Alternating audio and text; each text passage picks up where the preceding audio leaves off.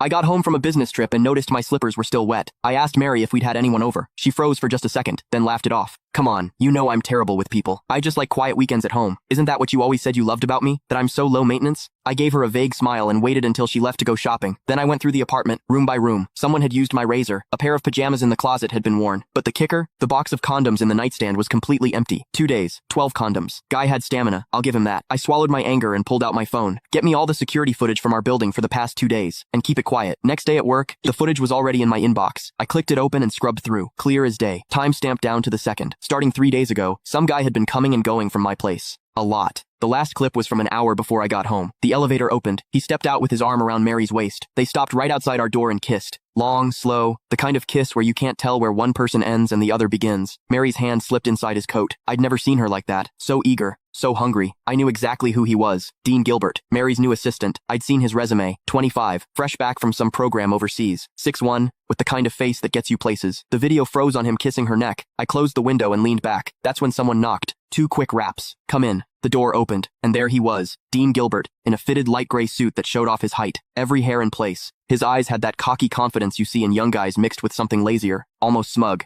He was holding a folder. Chairman Dickerson. His voice was all business. President Henson asked me to bring over the year-end bonus list for your signature. He walked to my desk and set the folder down. No small talk. Didn't leave. Just stood there, waiting. Perfect posture. But his eyes drifted past me to the bookshelf like this was just some boring errand. I looked up at him. He didn't flinch. He even smiled, a smile that was hard to read. Normally, when Mary sent stuff like this or had her secretary bring it, I'd glance at the total and sign. She handled HR and finance. I'd always given her free rein. But today, I picked up the folder, opened it. I went through page by page. Bonuses ranged from tens of thousands to a few 100,000, nothing unusual for this year. Then I hit the last page. My hand stopped. Next to Dean Gilbert's name was a long string of numbers. Year end. Bonus. $1 million. And in the notes, +1 company BMW, 730 Li, $1 million.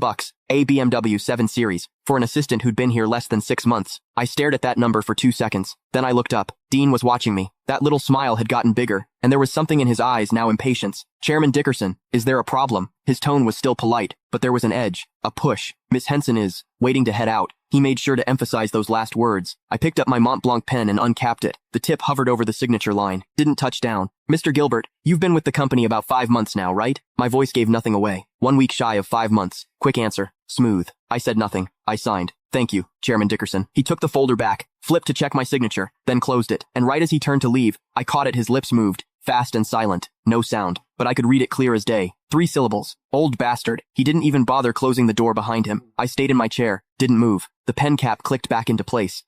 Click the link in my bio to get the full story for free.